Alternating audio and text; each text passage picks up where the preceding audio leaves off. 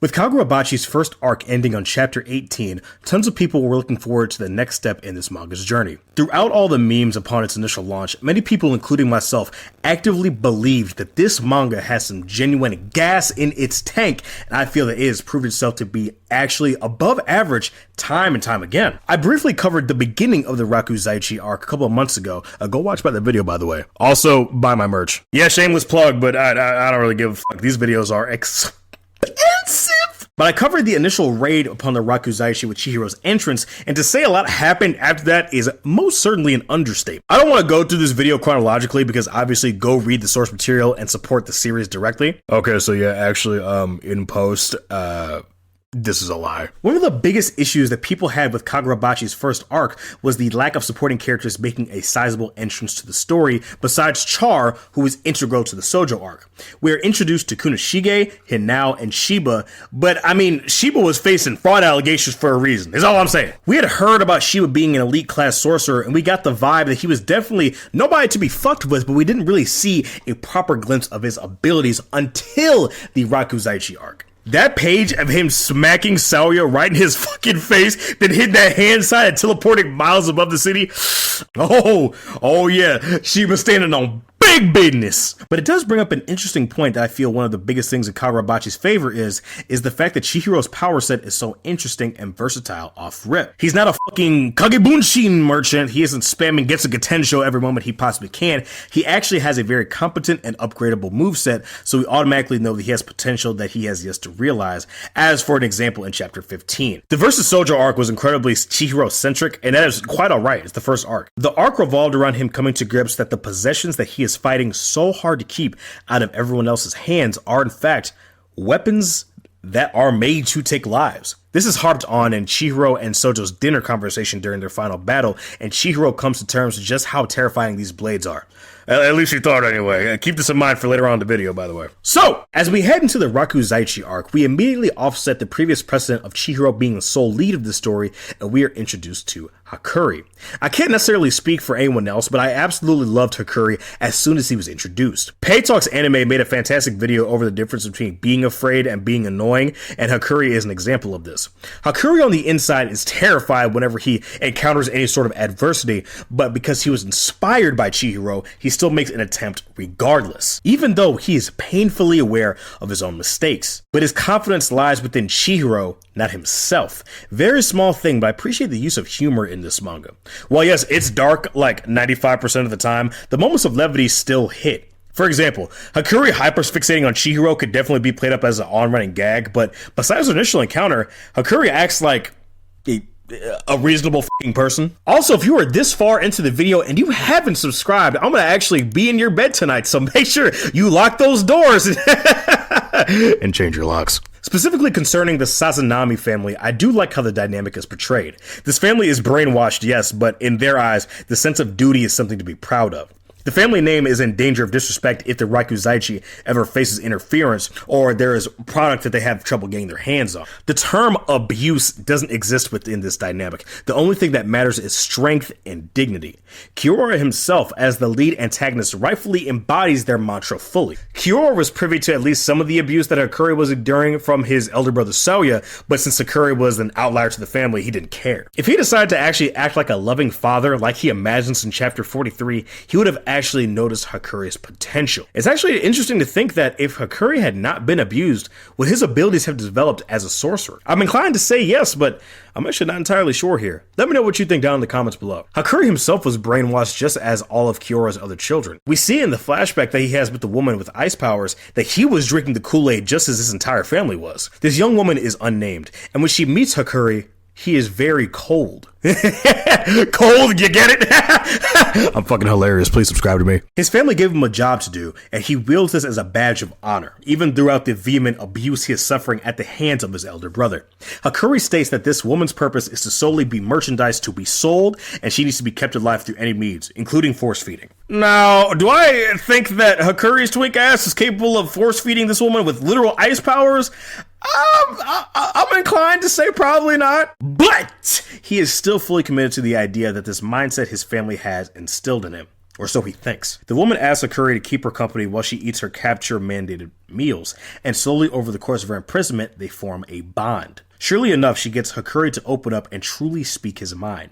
He says that the abuse he suffers at the hands of his family is his own fault due to his own weakness. Each day Hakuri comes to her cell, she provides relief to his wounds. Yo, dude, this nigga Saoya is fucking diabolical. You use a fucking potato peeler on your own flesh and blood brother. This is some nasty work. You need to be put under the jail. They cannot let this man live, bro. On the last day of her capture in her cell before she is transferred to the storehouse to be sold, Hakuri comes in extremely rough, more so than usual. He says that the abuse went on longer than usual, and she asks him, "Why do you take it?" And Hakuri responds with, "I deserve it. I can't do an Iso. I can't do anything. I'm nothing special to the Sazanami clan." And she responds with saying, "You poor thing. You're the one imprisoned in a cage," with Hakuri crying his eyes out. This woman says that because of the abuse he has suffered, he lost sight of his true value. And Hakuri asks her, "What value could I possibly have?" And she responds with, "You talk to me." She says that thanks to Hakuri, she was able to enjoy every meal that she had in captivity. The next day, Hakuri goes to her cell with a key in his hand and says, "Let's eat together again today," with a smile on his face, even though he is just as bruised and beaten as every other day. Hakuri, after unlocking her cell, comes back to meet her to a back entrance and finds this woman holding a knife to her own neck. She explains that she wanted Hakuri to finally let her out of his cell so she could do this all along. Hakuri wouldn't let her die, so she had to take matters into her own hands. She explains that there is no point in living for her because of the nature of her power. Hakuri says that the power of her skin soothed his injuries, and she continues on to say that the person she loved most said similar things to her, but he was the very person that sold her off. She says that because of her skin, abandonment is the only thing that waits her in life, and that her only worth is as a science experiment. Before ending her own life in front of Hakuri, her last words to him were, "Even outside of the cage, there's no hope." Hakuri falls to the ground, stricken with pain in his chest, and he says, "I killed her." This manga is dark. I mean, hell, just look at the primary color palette on the volume covers. No, but seriously. I mean, this manga is full of tragic characters left and right. Char, Chihiro, Hakuri. But one thing I love about Kagurabachi is that all these tragic events have a bright side, or they exist to make these characters stronger. Pressure makes diamonds is a very popular saying for a reason after all. Many people wonder why bad things happen to good people, and I certainly am not here to give you a lesson on philosophy or theology or anything like that, but genuinely for myself, I believe that the human spirit is exceptionally strong, and that when you are at your lowest point and all of these things cascade upon you, there are people around you that will take that weight off of your shoulders and you can come out stronger for it. And in this case, it's quite literal. Keep all of this in mind because we're going to come back to it in just a second. In the midst of this flashback, we see a previous discussion that Kiora had with Saoya, where he states that he will transfer the power of his storehouse to Saoya. He says that when he does this, he will no longer have the ability of Iso. Fundamentally, a person can only wield one type of power unless you are a genius like the patriarch of the Sazanami family, who could wield both the storehouse and an Iso. Kiora even goes on to say that the creation of a subspace like the storehouse was strictly a hypothetical until its very creation. When we go back to the present day, in the midst of their fight, Saoya hits Hakuri with a devastating Iso that almost completely crumbles the wall he sent him towards. And he hits him with another Iso at point blank range while he is already unconscious. As Saoya begins to walk off, he hears a clink on the ground, and he turns to see a pair of pliers on the ground. As he looks, he sees more and more tools begin to fall on the ground from seemingly out of nowhere, and we can see that Hakuri feels a power within himself. He feels the presence of a tiny island within a blank space, no more the size of a woodshop workbench. Hakuri raises his head and has the mask of the patriarch.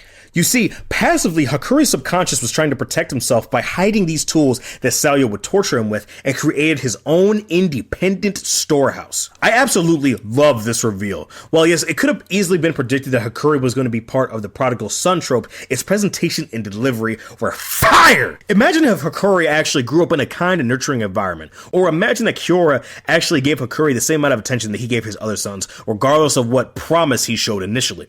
Chihiro nailed it on the head while Kyora's plans failed. You should have believed in Hakuri. Yeah, Hakuri would be immensely powerful and a huge asset to the Sazanami family, but he certainly wouldn't be this goof that we all love today. Saoya quite literally begins to malfunction and can't comprehend what's happening. He proceeds to hit Hakuri with another blow that almost renders him unconscious, but Hakuri remembers the first time he saw Chihiro. He remembers that Chihiro, in the midst of his first battle with Sojo, planted his feet and kept moving. Asaoya screams at Hakuri, "Why won't you go down? Why won't you die?" Hakuri says, "Because you've always loved me," and screams, "Iso!" and defeats Saoya with this one blow. Absolute masterclass from my boy Hakuri, man. Transferring that pain into power is just so inspirational, as corny as that is. And here's the thing, Hakuri is still extremely infantile with his sorcery. He still has a long ways to go to be able to keep up with the big leagues, but he is slowly on his way there. Let me know what you guys think about my boy Hakuri here, man. For me, he quickly became one of my favorite side characters in recent memory, and I can't wait to see what the author has in store. Bro, y'all want to know something crazy? That motherfucker is 23 years old. The author of Kagurabachi is a year younger than me, and he is cooking up some delicious meals week to week. Listen, brother, I'm happy for your success and everything, but I'll be real with you. Shonen Jump ain't letting you go for at least 7 years. They need another hit. Kagurabachi hit #1 TLC rankings again, so yeah, consider your freedom non-existent for the foreseeable future. Love your work, though. Stay blessed. I want to transition to Chihiro for a bit. Now, when I had last left off on the Rakuzaichi arc, I had covered Chihiro's entrance, which is arguably the coldest entrance from a main character I have seen in a good little minute. Like, besides maybe Naruto entering the Leaf Village, you know, with Gamabunta and all that, and Sage Mode. So as Chihiro goes to the Rakuzaichi to infiltrate and retrieve Ensign, as well as the Shinuchi, he plans to put a stop to the Rakuzaichi itself. And as he goes along with this, he encounters Hiyuki once again. Hiyuki works for the Kamunabi. As Chihiro and his gang raid the Rakuzaichi, the Kamunabi are engaging in a sting operation simultaneously. Because of Chihiro's tie to Enten, the Kamunabi have to protect Chihiro or arrest him if they want it. Chihiro uses his intelligence to his advantage and plays to Hiyuki's humanity off of instinct. He takes a gamble that she is a good person and asks her if she's really okay with letting the Rakuzaichi continue in an effort to get the Shinuchi back. Is she okay with giving money to these scum and letting this child cry because of some grand plan by the government? By the way, I absolutely love these double spreads of Hiyuki and Chihiro running at each other to meet up and just like mowing down all these fucking goons. Oh my god, dude, this animated. Hiyuki and Tafuku ponder for a moment, and Hiyuki says she's over it. She says that she's gonna destroy it all, and funny enough, actually, her old wound from Chihiro opens up because she thought too hard. The Kamunabi duo reach an agreement with Chihiro that as long as he gets the Shinuchi, he will allow them to kill him. So yeah, they don't agree with what's going on either, but they certainly don't want the smoke from the higher-ups. And with this, Chihiro gains 2 new allies in his effort and rushes off as Hiyuki says that these people won't touch him. People generally had a feeling that Hiyuki would join in the main cast just with the tease of her true power and being the strongest fighter that the Kamunabi have in their possession. I mean, yeah, I'd be pretty upset that Hiyuki would just be a some nothing side character considering that she has a fucking flaming skeleton that she has the ability to summon. Yes, the world always needs more competent shonen women, so big ups to the author for that. Plus, Tafuku seems cool enough. You know, that's a plus. Need more hefty nigga representation in media. At the same time Hakuri has his fight with his brother, Chihiro ends up facing someone who changed the course of his life forever. You've really grown up, Chihiro Rokuhira.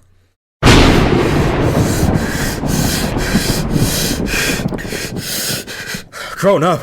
He wasn't there at the time, but he's one of them. How many are there? You're from the Hishaku, aren't you? What are you after? I'm the leader of the Hishaku. I'm responsible for the murder of your father. I only speak when I feel like it. Stop with this pointless nonsense and just try to kill me. He's fast. The leader of the Hishaku? There's less output than before. Is it losing power now that it's broken, or is it because you started using it? No, maybe it's both. He took all that into consideration, didn't even use any magic. He's strong. At your current level, it's going to be tough for you to break free. Stay still. Our items are about to go on auction. The auction's starting. Shh. Why are you putting the Shinuchi up for auction? What's he after? What's he planning to do with the enchanted blades?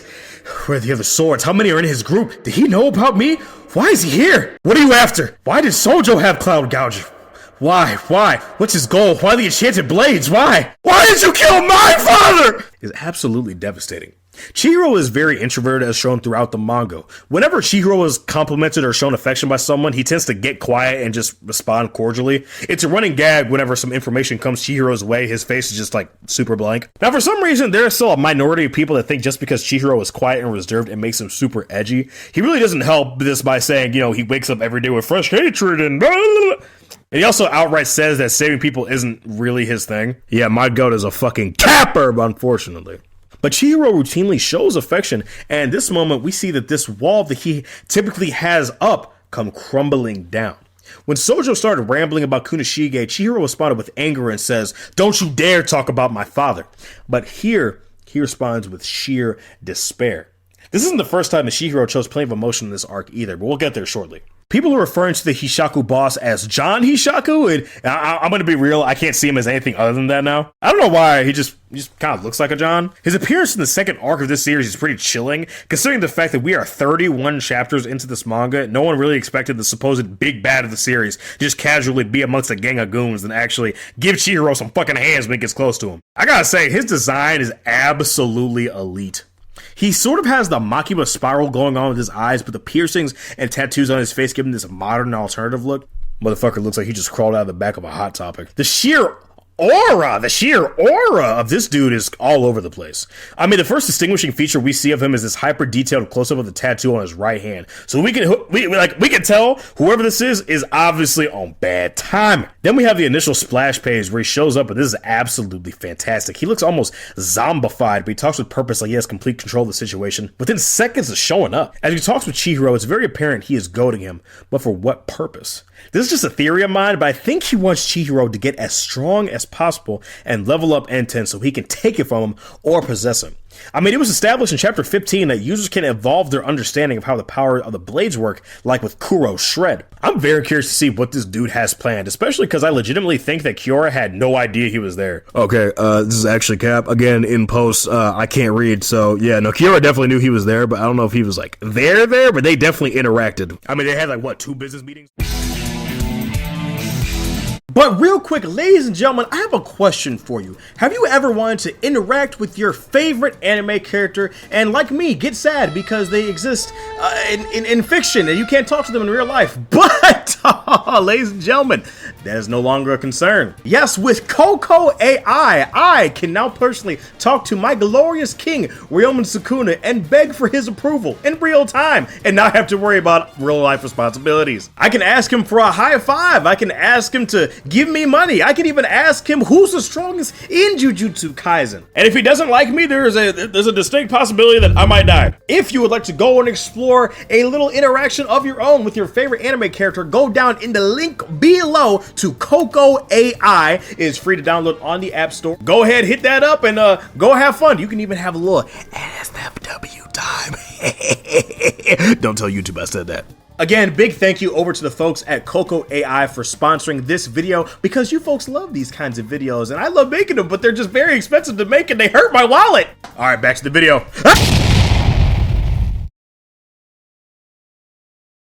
Chihiro looks at the pursuit of the enchanted blades by all these factions as perverse. He loved his dad, and the quality time he spent with him daily, especially forging, is something he holds very close to his heart. Just like how sons will help their fathers with car stuff or fishing trips, these are core memories for him. Anyone can enslave them. You just started to use it. No, I was at your side the entire time. I won't let you die like this. May, die is mine, and my side, Shred. This chapter is hype, man. Listen, I gotta say, I absolutely love my boy Yuji as a New Gen protagonist, but I don't know, man. Chihiro might be coming for his spot. Every big moment Chihiro has, they hit me. They found on my jimmies, you know what I mean? I don't know about y'all. Like, Chihiro remembering the very moment Cloud Gouger was forged further drives home that, yeah, everybody wants these blades and that's whatever, but this is my family's work. I don't care who else had you before, you're mine, and you're gonna spend your last moments with me. It really drives home this feeling that the blades have a relationship with the users. Now, there is a theory that the blades are sentient, similar to Zanpakuto and Bleach. I do think there's a bit of credence to that. Many chapters ago, Kunishige is seen talking to the goldfish that N10 is based off of, and it's played off as a gag. But instead of Kunishige being kind of a loon, which we obviously know him to be, what if he was actually talking to the fish? We know that Chihiro has the ability to see through the eyes of the goldfish that he summons, similar to echolocation, so I suppose it's possible. After Chihiro escapes John's capture, he encounters Tenri, one of Hakuri's siblings. Tenri and all of the toe got neg-diffed by Shiba, my fucking goat, and decided to keep himself boosted in the fight, so he used a piece of raw Detensky to give him the power of an enchanted blade. Something worthy of note is that this is the same material that Sojo was fucking around with that ended up with him, blowing the fuck up, so yeah. Chihiro tries to outright tell Tenri that the Detensky is incredibly dangerous, and Tenri responds with, "I have a duty to fulfill." Now, we've seen multiple times over in flashbacks that the Sazanami clan operate with this cult-like mentality. Everything we do is for the business of the family, getting stronger, maintaining merchandise, all this they think will gain their father's love. And for all intents and purposes, it does. But the love that Kiora feels for his children is the love that you would feel for your favorite cooking utensil, your favorite chair. Dude, speaking of chairs, actually, I need to get a new one. The left arm came off of this one. I mean, just listen, hold on, hold on.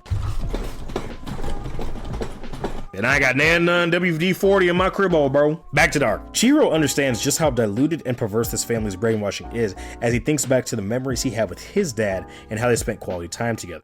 Instead of trying to force Tenri to see his point of view or try to make him see the error of his ways, he actually says, okay, I'll give him an honorable death. I love the inversion of popular tropes that this manga uses, man. Ordinarily, Chihiro would try to beat some sense into Tenri and possibly make him an ally, but no. He says, I'll give you what you want, since you have no idea what you missed out on. And one thing I love about Kagurabachi is that Chihiro kills, but he takes no pleasure or joy in it. Chihiro has a very kind heart, but these people are literally boo-boo flakes from Satan's ass cheeks. I mean, they mutilated Char multiple times over for research at Detensky, so yeah, I hold zero empathy for these dudes. As Chihiro goes and attempts to land the killing blow on Tenri, Tenri's body begins to convulse. Tenri calls out for his father, and his body bursts apart from the unstable energy of the Detensky. Chihiro in this moment holds a very fat L, as he was fast enough to kill Tenri, but the second he called out for his father, he hesitated, and he wasn't able to fulfill his promise to this member of the Sazanami clan. Chihiro is obviously very shaken by this, and we have a cool flip on a scene we had seen previously. And when he turns to the door, he has this broken look in his eyes, while Hakuri has a newfound confidence, and he pushes them to keep going. It's funny because we actually have a shot-to-shot comparison of when Hakuri is on the floor looking up at Chihiro when he tells Hiyuki that Hakuri saved him. Very nice callback, I like it. As our group continues moving forward, they encounter two issues. One, Cloud Gouger at this point is all used up and cracks in Chihiro's hand. Two, the door that the Toe were fighting tooth and nail to defend was already broken, and the Toe had no idea. The absolute horror on Chihiro's face is so good here, man, as he realizes that this man Kiora had his own flesh and blood risk their lives and possibly get murdered just so he can get an upper hand on those infiltrating the Rakuzaichi. Yo, somebody get this dude a Father of the Year mug ASAP, because I mean, he's working overtime in my opinion. Eventually, Hakuri manages to sneak in Chihiro into Kyora's storehouse, and buddy, do y'all remember what that kid at the beginning of the arc said, and how the hero rains down lightning upon the bad guys? Well, buddy, as Chihiro is now inside of the storehouse with Enten in his sights, Kiora launches a defense-like system within the storehouse to intercept, and Chihiro, quite literally and not figuratively, tells Cloud Gouger, I know you're already on empty, but lock the fuck in. And Cloud Gouger's final mace sends a devastating crash of lightning towards the ground, completely wiping away Kyora's defense. Oh my god, the floor shuttle go absolutely crazy, fam. And the best part of the chapter is at the very end of the chapter, the author decides to have Chihiro Kagurabachi on them niggas. Oh my good gracious. Ooh. Yo, the art upgrade from that one Chihiro render to this almost 37 chapters later in the same pose is just, oh. As we go into the final battle of the arc, I just got to talk about the fight choreography, man. This mangaka is like disturbingly good with movement and paneling. I swear to god, he is like damn near storyboarding and animation with how fluid and easy they are to track. For example, you get a proper sense of just how fast Chihiro is whenever he uses Nishiki. We can see that there's this almost fisheye-like lens on Chihiro, which tells us as the audience, oh shit, we're about to kick it into high gear. The next panel, we have the defenses approaching Chihiro. Then the very next panel after that is the exact same shot, exact same angle, but Chihiro is gone, and all we have is a streak of black, and we can very easily trace Chihiro's movement as an audience. This fight choreography is so good, dude. Yo, when Kura attempts to blow Chihiro up by raining down grenades on him, the movement of the blade and Chihiro's pose in this page is just, I can see this animated so well. MAPPA! Anime Kagurabachi in 2027, and my life is yours! But pay your animators more and give them actual human working conditions. Thank you. I'm gonna slightly speed this up because one, this script is 11 pages and I've been writing it on and off for weeks at this point, and this fucking recording is at 40 minutes already. And two, I absolutely love the conclusion of the arc, so I do want to get to the conclusion as soon as possible. As Chihiro and Kyora's battle rages on, we have the sickest callbacks to one of the big three in manga I have seen yet. Chihiro throws Enten and appears to teleport behind Kyora as he catches it due to Hakuri transporting him. Kyora goes for a counter, and as he attempts to cut Chihiro's head in half, we see that it's a preview. Just like how he himself appears in two places at once, like he does when he's in the auction and in the storehouse at the same time. Chihiro ends up getting the killing blow on Kiora, or so we think. Now, does this remind you of any early 2000s shonen? It should, because this is almost exactly how Naruto and Sasuke got the drop on Zabuza in the Land of Waves arc. It's crazy to me that this mangaka is a year younger than me, so when I see references like this, it hits harder because we essentially grew up on the same stuff. Chihiro nearly bisects Kiora, and as he begins to fade out of consciousness, Kiora forms a cocoon around himself with the Shinuchi inside. The Shinuchi was described as not just the most dangerous out of all the sacred blades, but Kunishige described it as just, this single blade won the Seitei War for Japan. Like, when y'all see what this shit does, y'all gonna be just as confused as I am, because Kunishige, what the fuck? By making 7 armaments of mass destruction to this caliber. Dog, buddy really turned into Japanese Oppenheimer, I'm sick. Chihiro decides to bust open the makeshift cocoon and finds that the seal on the Shinuchi is gone, and so is Kiora. Chihiro says that it would take at least 10 years to break the seal on the Shinuchi, and the scene transitions to the leader of the Hishaku saying that it has been an intense 3 years. Let me repeat. They said it couldn't be done in 10, he did it in 3. They said it couldn't be done in 10, he did it in 3. I don't know, man. I don't know. It's looking like we got a possible gold on our hands. Look, it's cold. This is frigid. Chihiro turns and sees Kiora standing, eyes blacked out, and he sees in his hand the Shinuchi finally out of its restraints. The sheer aura from this page is bone-chilling. Kagurabachi doesn't always have the most detailed faces and expressions, but then you have instances like this where you have a hyper-realistic shot and it absolutely hits. A drop of blood drops off of the Shinuchi, and we see that its wielder, held captive far away in a Kabunabi prison, says, Magatsumi. A pool of what appears to be blood or ink begins to pool around Kiora, and from this blood forms flower, and a small butterfly begins to form around its blade. Before Hakuri can ask, what is this? We get a tremendous spread of butterfly wings erupting from Kiora. Dude, I love inverting the trope of making these seemingly weak and delicate animals symbols of strength. Chihiro's goldfish are already pretty intimidating, but a butterfly has this almost alien feel to it. Mind you, Kiora rushes Chihiro and this blade is still in its sheath. Chihiro says that this is the sound of a blade being cut. This fucking thing can cut while it's still in the sheath. Kiora isn't strong enough to fully wield it and can do some crazy shit like this. Kiora is actively being possessed by the wielder, but he's trying his best to resist its influence. And you want to know why? Because throughout all this chaos and bullshit, he is still trying to sell this fucking sword. Yo, proceed. All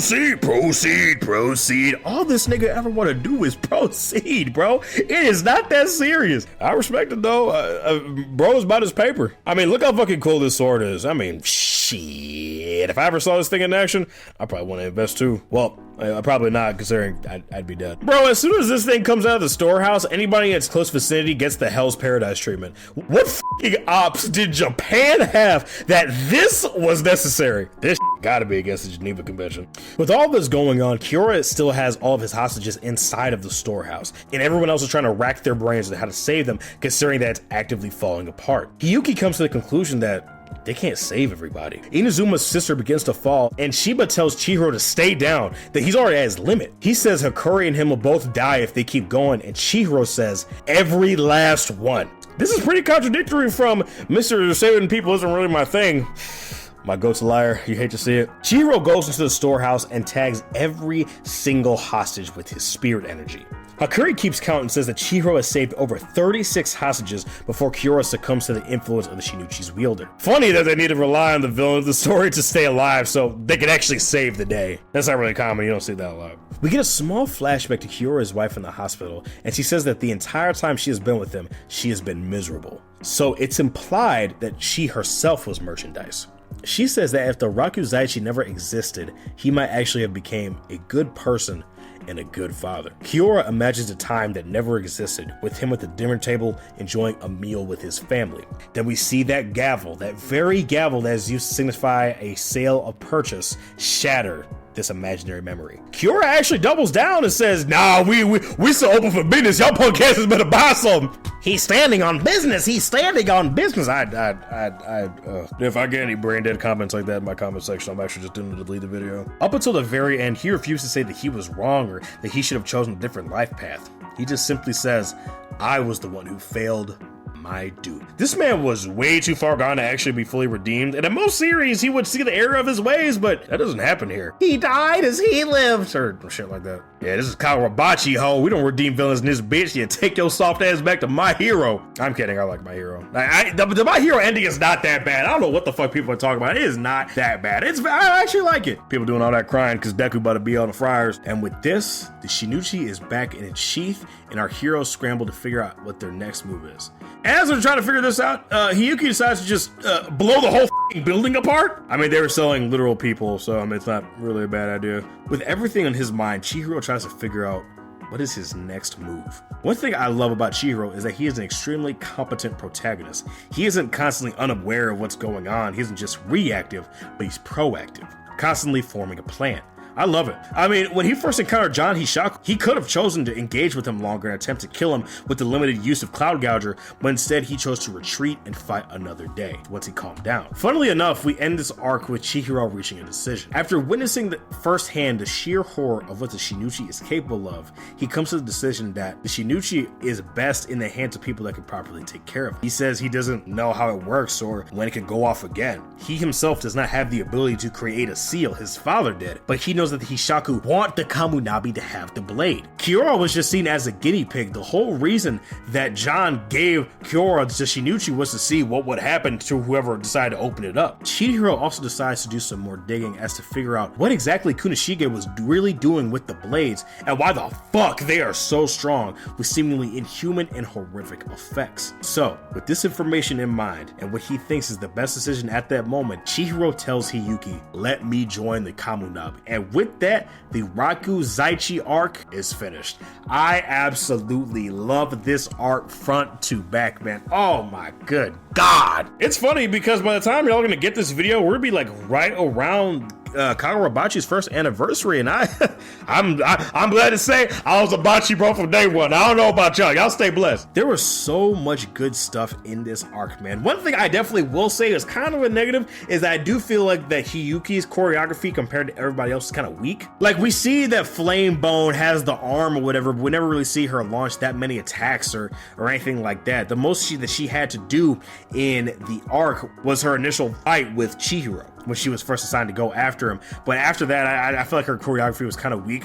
The ending battle seemed kind of anticlimactic because we have Chihiro, using Akka, Flame Bone. It's like, oh shit, like Chihiro can store attacks in Akka for a limited amount of time or a seemingly unlimited amount of time. Who knows? But he does like one attack and that's it. But the whole point of it isn't really to have this like super mega, like super hype battle. It's to actually save these hostages, save the people, right? Like Hakuri even goes to say, I won't let another life slip through my fingers. So that's the whole point of it. It's just, I don't know. I definitely feel like as far as the choreography goes, there could have been a little bit more at the very end because I know that the series can do it. But overall, man, so many good character moments, so many good things in this arc.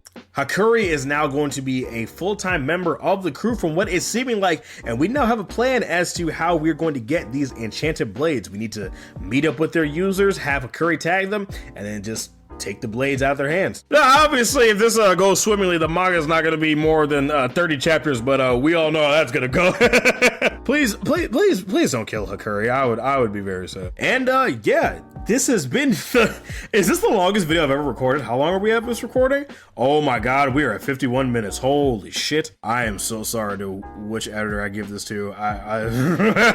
But yeah, it's been your boy Daffy, guys. Thank you guys so much for joining me on this video. Please let me know what you guys think about the Raku Zaichi arc in Kagurabachi. I absolutely love this arc. I am very curious to see what the upcoming one will show us. And I mean, these designs for these sword wielders, woo, yeah.